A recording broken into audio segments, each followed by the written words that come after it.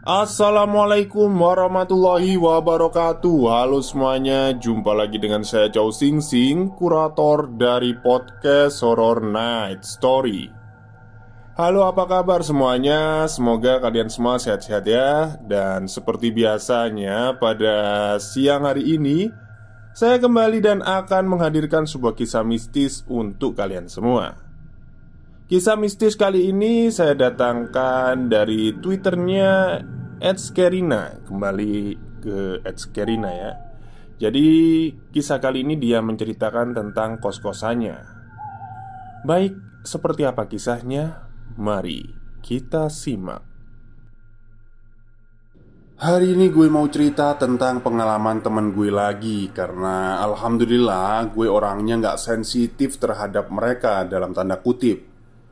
Sama kayak cerita sebelumnya, gue pakai POV orang pertama biar lebih gampang memahaminya. Jangan lupa baca bismillah dulu ya. Jadi, gue ini tipe orang yang bisa ngerasain bahkan melihat ada mereka. Setiap gue pindah ke rumah baru, biasanya kejadian itu gue alamin di minggu pertama aja. Tapi di cerita ini gue nggak lihat atau ngerasain apa-apa di minggu pertama. Dan cerita ini gue alamin setelah 6 bulan gue di rumah baru. Gue merasa kejadian yang gue alamin ini sebenarnya nggak berkaitan. Tapi gue baru ngeh setelah nyampe klimaks dari kejadian ini. Kejadian ini bermula setelah 6 bulan gue pindah ke kos baru. Malam itu gue pingin banget makan sate. Dan kebetulan tiap malam di depan kos pasti ada abang-abang sate lewat. Akhirnya gue beli tuh sate yang lewat. Pas gue keluar buat beli sate, di teras kosan ada 2 temen gue yang lagi ngobrol. Pas ada di luar pagar, gue lihat di lorong sebelah kosan ada sepeda cewek yang ada keranjangnya gitu. Tapi posisi sepedanya itu membelakangi gue. Jadi keranjangnya ada di depan. Setelah gue kelar beli sate, gue dengar ada berisik di lorong sebelah kos. Pikir gue itu suara mbak kos yang tadi ngobrol berdua. Terus mereka mau ngerjain gue gitu. Gue berniat buat ngegetin mereka balik tuh. Akhirnya gue jalan ngendap-ngendap ke arah lorong. Pas gue lihat ke lorong, ternyata gak ada siapa-siapa. Dan sepedanya berganti posisi dong. Jadi udah gak membelakangi gue lagi. Perasaan tadi posisinya gak gini deh, pikir gue saat itu. Terus suatu hari gue kena tipes dan gue cerita ke mama gue. Ternyata mama gue sampai dateng ke kosan. Padahal kota tempat gue kuliah sama rumah itu jauh banget. Ya udah, akhirnya mama gue nginep beberapa hari di kamar gue. Tapi di kamar itu gue nggak sendirian. Gue sekamar berdua sama adik tingkat gue. Malam itu gue tidur di kamar teman gue lantai 2 dan mama gue tidur di kamar gue. Nah, pas mama gue tidur, mama gue itu bermimpi ngelihat cewek duduk di kolong kasur teman gue tadi dengan tubuh yang berdarah. Bayangin coba, kasur teman gue itu kecil sama kayak kasur gue dan kolongnya nggak tinggi. Logikanya nggak akan bisa orang mau duduk di bawah kolong. Besok malamnya gue udah tidur di kamar gue sendiri tuh karena mama gue udah balik ke rumah.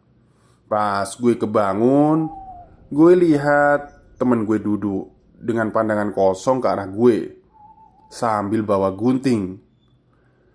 Gue takut banget asli. Tapi untungnya temen gue gak ngapa-ngapain gue. Setelah beberapa tahun kemudian, kita baru saling tahu tentang kejadian yang ada di kamar kita ini. Jadi temen gue ini cerita kalau pas dia tidur, dia mimpi ditarik-tarik sama cewek pakai mukena warna oranye. Cewek itu narik temen gue buat keluar dari kosan. Tapi pas sampai di parkiran teras kos yang di part 1 tadi ya, tadi yang di tempat yang tadi dipakai mbak kos ngobrol waktu gue beli sate, Si cewek itu nggak narik temen gue lagi. Soalnya temen gue berhasil kabur dan balik lagi ke badan dia yang ada di kamar. Habis temen gue sampai di kamar, dia ngerasa ada yang bisikin dia, "Bawa gunting aja." Akhirnya diambillah gunting itu sama temen gue. Sampai besok paginya temen gue bangun dengan posisi ada gunting. Terus dia ngelihat ke gue dengan pandangan kosong. Dan menurut gue mata dia kayak gitu marah gitu ke gue. Temen kamar gue ini sama kayak gue. Dia penghuni baru di kos. Dan mungkin dia nggak berani cerita ke gue tentang apa yang dia alami. Jadi dia cerita sambil ketakutan ya, cuma ke mbak penjaga kos aja. Dan gak lama setelah itu si mbak ngasih tahu ke gue tentang mimpi teman gue itu. Next, kejadian terakhir dari serangkaian kejadian ini, dimana menurut gue ini adalah kejadian yang paling serem. Karena setelah gue ngalamin ini, gue sampai shock dan mutusin buat pulang kampung beberapa hari. Jadi di kos gue itu pasti ada aja kegiatan bersih-bersih setiap ganti semester. Nah pas itu gue ngide buat nyuci gorden jendela kamar gue karena udah kotor lah. Dan kalau gordennya dibuka, gue langsung bisa lihat tempat jemur baju, tempat nyuci baju yang ada di sebelah kamar gue. Malam itu gue lagi nonton Inside Out di laptop gue. Posisinya gue itu membelakangi jendela kamar gue. Jadi kalau misal laptop layarnya mati, pasti kelihatan ada pantulan cahaya dari lampu jemuran. Nah, di sela-sela pas gue lagi nonton, temen gue nelpon nih. Akhirnya kita teleponan lah, sampai lama banget. Mungkin sekitar 1 jam.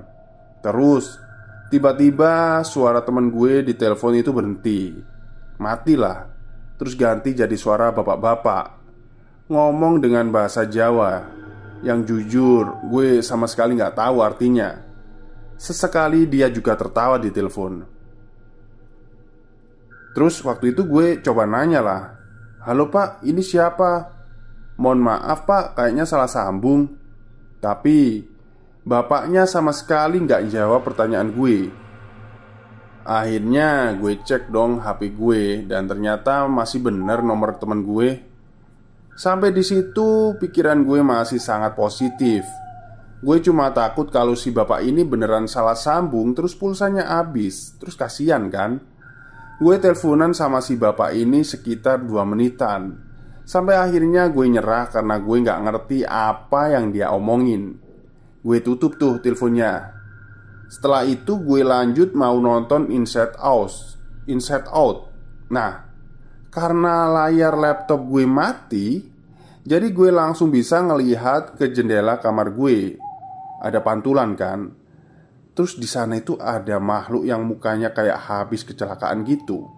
Dan menurut gue serem banget lah. Gue takut banget. Akhirnya gue ke ruang tengah sambil nangis. Waktu itu kebetulan anak kos-kosan lagi pada nongkrong. Setelah gue agak tenang, akhirnya gue nugas di ruang tengah sambil dengerin musik. Tiba-tiba keputer rekaman gue teleponan sama temen gue tadi. Gue juga baru tahu kalau HP gue punya fitur begituan. Gue langsung ngide buat dengerin beberapa menit. Terakhir berharap suara bapak-bapak tadi terekam. Dan gue tanya ke teman gue. Ternyata suara bapak-bapak itu gak ada, gak kerekam. Akhirnya malam itu gue sama sekali gak berani tidur. Besok paginya gue langsung ke pasar buat beli gorden lagi. Setelah dipasang gorden, alhamdulillah udah gak ada gangguan apa-apa lagi. Pas gue pulang ke rumah, gue langsung cerita ke bokap gue. Ternyata bokap gue sebenarnya juga udah feeling gak enak sebelum ngalamin kejadian itu. Baik, itulah akhir cerita dari tweet Twitternya Skerina20 tentang hantu gorden ya. Jadi Ternyata yang bikin seram itu gorden yang ada di kosan itu. Mungkin ada penunggunya kali ya. Oke, mungkin itu saja cerita untuk siang hari ini. Kurang lebihnya saya mohon maaf. Wassalamualaikum warahmatullahi wabarakatuh.